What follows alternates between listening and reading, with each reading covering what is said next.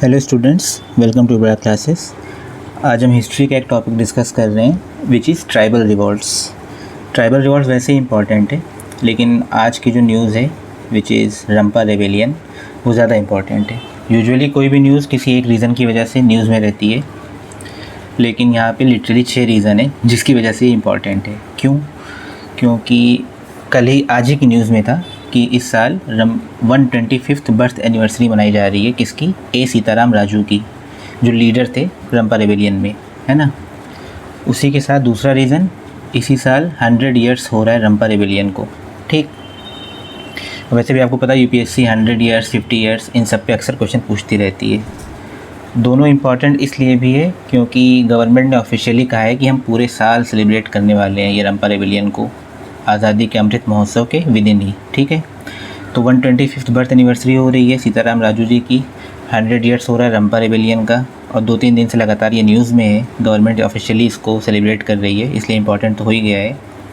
तीसरा रीज़न आज ही की न्यूज़ में था कि प्राइम मिनिस्टर ने कहा है कि एक ध्यान मंदिर बनाया जाएगा ए सीताराम राजू के बर्थ प्लेस पर, ठीक है, उनकी याद में। तीसरा रीज़न इसलिए इम्पॉर्टेंट हो गया ये। फोर्थ, अभी 2 दिन पहले एक ब्रॉन्ज स्टैचू अनवेल किया था प्राइम मिनिस्टर ने ही सीताराम राजू जी का। 4 रीज़न।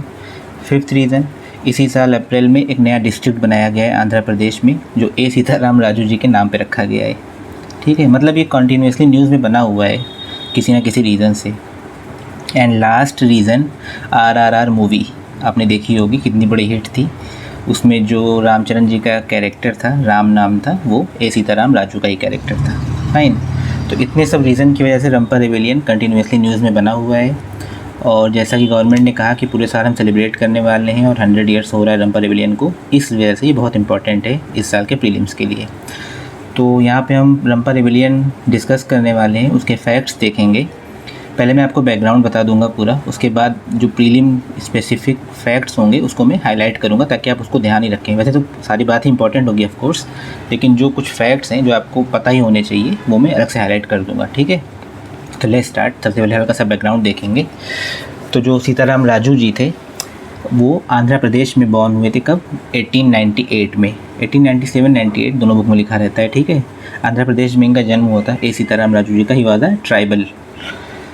तो ऐसा माना जाता है कि वो 18 साल की उम्र में ही वो सन्यासी हो गए थे, और लोग उनको सिर्फ एक ट्राइबल की तरह याद रखते हैं कि उन्होंने ब्रिटिश से लड़ाई की थी ये वो, लेकिन इसके साथ साथ ये बहुत इंटेलेक्चुअल, ठीक है, एक मिस्टिकल ऑरा था उनका। सारे ट्राइबल वासियों के बीच में उनको लोग बहुत मानते थे, उनके पास नॉलेज थी काफ़ी एस्ट्रोलॉजी की, मेडिसिन की। ठीक है, इसके साथ साथ वो जानवरों को टेम कर सकते थे, वाइल्ड एनिमल्स को। मूवी में तो जूनियर NTR को दिखाया है ऐसा करते हुए, लेकिन रामचरण जो थे, सीताराम राजू जो हैं, वो भी ये कर सकते थे। ठीक है, और जो ट्राइबल्स थे उनके रीजन में, उनके जो भी डिसकंटेंट थे ब्रिटिश को लेकर, उसको सीताराम राजू ने चैनल किया, लीडर बन के सामने आए और गोरिल्ला रेजिस्टेंस में चेंज कर दिया। ठीक है, तो हम देखेंगे कि रीज़न क्या थे, क्या डिसकंटेंट थे ट्राइबल्स के जिसकी वजह से रिवोल्ट हुआ रंपा रेबेलियन। तो कॉज सिंपल था, आपने पढ़ा भी होगा, लेकिन अब फिर से यहाँ पर देखेंगे कि जो कॉलोनियल रूल थे, जो ब्रिटिशर्स थे, वो ट्राइबल्स का जो रोज़ी रोटी था उसको रोक रहे थे। कैसे? आपने शिफ्टिंग कल्टीवेशन के बारे में पढ़ा होगा, ट्राइबल एरियाज़ में होता है नॉर्थ ईस्टर्न रीजन में। तो जो तेलुगु रीजन्स में होता है उसको पोड़ू कहते हैं, पोड़ू कल्टीवेशन। ठीक है, शिफ्टिंग कल्टीवेशन को ही कहते हैं। तो ट्राइबल्स ये करते थे, इसके लिए बहुत लैंड की ज़रूरत होती है, बार बार लैंड चेंज करना होता है। लेकिन जो ब्रिटिशर्स थे वो फॉरेस्ट लैंड्स को सिक्योर करना चाहते थे, इस वजह से इन्होंने बैन लगा दिया था, एक एक्ट पास किया था, फॉरेस्ट एक्ट ऑफ 1882।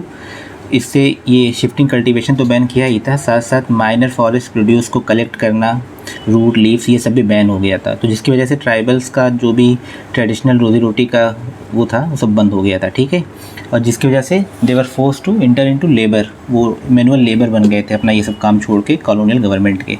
ठीक है, इसके साथ साथ मतलब ये ब्रिटिश तो उनको वो कर ही रहे थे, साथ साथ जो एक होते थे, एक पोस्ट थी ट्राइबल्स में, मुट्टादार कहते थे उनको। ठीक है, इस तरह के टर्म इंपॉर्टेंट होते हैं। मुट्टादार्स कौन थे? इनको ब्रिटिश लोग अपॉइंट करते थे रेंट कलेक्ट करने के लिए ट्राइबल से, मुट्टादार बोलते हैं इनको। ठीक है, तो वो लोग भी बहुत ज़्यादा एक्सप्लॉइट कर रहे थे, तो इस वजह से ये सब रीज़न थे जो ट्राइबल्स परेशान थे ब्रिटिशर्स थे। ठीक है, और इसीलिए एक स्ट्रॉन्ग एंटी गवर्नमेंट सेंटिमेंट उनके बीच में चल रहा था, जिसको कैप्चर किया ए सीताराम राजू जी ने। लीडर बन के सामने आए और ब्रिटिश का मुकाबला किया। क्या किया उन्होंने? अगस्त 1922 में उन्होंने लगभग 1000 ट्राइबल्स को लेकर जो पुलिस स्टेशन थे उस रीजन में 3-4 उनमें जाके आग लगा दी, सब पे अटैक किया, पुलिस स्टेशन को जला दिया। ठीक है, इस तरह के मतलब अटैक्स होते रहे। वो मतलब अपना पॉइंट प्रूव करना चाहते थे कि हम लोग उसमें नहीं आएंगे, हम लोग लेबर नहीं बनेंगे, हम लोग अपना जो ट्रेडिशनल है उसको करते रहेंगे। तो ये जो रेबेलियन इसी तरह था, ये सब रीज़न थे रेबेलियन के, और इस तरह ए सीताराम राजू ने ट्राइबल्स का लीडर बन के उसको फेस किया। और ये सब चलता रहा, 1920 से शुरू हुआ था, 1924 तक चलता रहा। और मई 1924 में ए सीताराम राजू जी को पकड़ लिया गया और उनको एग्जीक्यूट कर दिया गया। ठीक है, तो ये पूरा रेबेलियन का बैकग्राउंड था। रीज़न मैंने बताए क्या थे। फॉरेस्ट एक्ट 82 आया था, जिसकी वजह से माइनर फॉरेस्ट प्रोड्यूस बैन हो गया था, शिफ्टिंग कल्टीवेशन बैन हो गया था, जिसकी वजह से रिजेंटमेंट था और बैकलैश हुआ। ठीक है, और ए सीताराम राजू जी मई 1924 में उनको कैप्चर कर लिया गया और एग्जीक्यूट कर दिया गया। फाइन। इसी से रिलेटेड एक फैक्ट है, मतलब ए सीताराम राजू और गांधी जी, क्योंकि आप अगर टाइमलाइन देखें तो 1920 की बात हो रही है। उसी टाइम एक गांधी जी का मूवमेंट चल रहा था। कौन सा, आप बताइए कमेंट सेक्शन में, वीडियो पॉज करके, अगर आपको याद है 1920 में गांधी जी का कौन सा मूवमेंट चल रहा था। नहीं, तो नॉन कोऑपरेशन मूवमेंट चल रहा था। ठीक है, गांधी जी का। तो वो दोनों मतलब सेम टाइमलाइन की बात है, कंटेम्प्रेरी एक दूसरे के। तो इस पर सीताराम राजू जी का क्या विचार था, ये एनसीईआरटी बुक्स में लिखा हुआ है कि जो सीताराम राजू थे वो महात्मा गांधी जी के मतलब एडमायरर थे, पसंद करते थे महात्मा गांधी जी को। और उन्होंने कहा कि जो महात्मा गांधी जी कर रहे हैं वो बहुत अच्छा है, नॉन कोऑपरेशन मूवमेंट में सबको सपोर्ट करना चाहिए, खादी पहनना चाहिए, ड्रिंकिंग छोड़ देना चाहिए।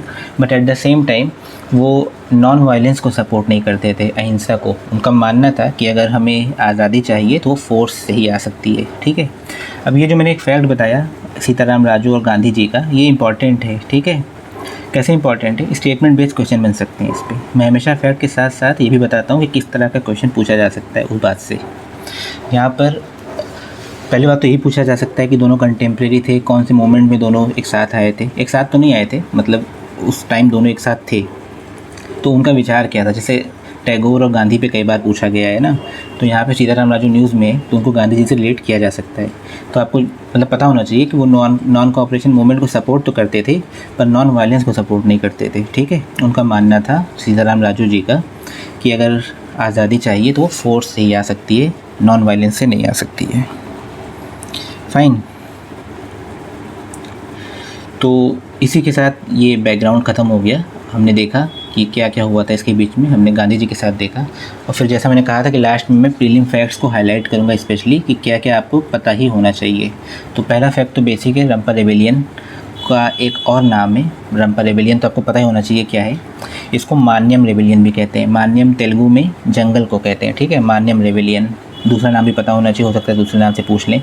और ये 1922 में हुआ था, क्योंकि ये बुक्स में 1920 से 24 लिखा रहता है, बट क्योंकि गवर्नमेंट इस साल ऑफिशियली 100 ईयर्स सेलिब्रेट कर रही है, मतलब 1922 ही डेट है। ठीक है, तभी 2022 में 100 साल हुए। तो मान्यम रेबेलियन भी कहते हैं इसको। 1922 में जो हुआ था। रीजन कौन सा था, किस रीजन में था ये? विशाखापट्टनम, आंध्रा। ठीक है, वाइजैग। तो विशाखापट्टनम रीजन है। रंपा रेबेलियन या मान्यम रेबेलियन नाम है, 1922 में हुआ था। ये सारे फैक्ट्स आपको फिंगर टिप पे होना चाहिए, पता ही होना चाहिए। लीडर का नेम ऊपर से हम डिस्कस करते हुए आ रहे हैं, अल्लूरी सीताराम राजू। फाइन। और इनका बर्थ प्लेस, क्योंकि मैंने भी ऊपर बताया था कि प्राइम मिनिस्टर ने कहा है कि इनके बर्थ प्लेस पे एक ध्यान मंदिर बनाया जाएगा। तो आंध्रा में जहाँ ये पैदा हुए थे उस रीजन का नाम है मुगल्लू, MUGALLU। आई डोंट थिंक ये इतना इंपॉर्टेंट है, बट अगर आपको कोई एडिशनल बात पता है तो नो हार्म। ठीक है, मुगल्लू नाम था आंध्रा रीजन में जहाँ ये पैदा हुए थे। इसके बाद जो फैक्ट है वो इम्पॉर्टेंट है कि इनका एक टाइटल था, लोग इनको किस नाम से बुलाते थे सीताराम राजू को, तो मान्यम वीरुडू कहते थे तेलुगु में इनको, मान्यम वीरुडू। मैंने अभी ऊपर बताया था मान्यम का मतलब जंगल होता है एंड वीरुडू का मतलब होता है हीरो, हीरो ऑफ जंगल इनको कहा जाता था, मान्यम वीरुडू।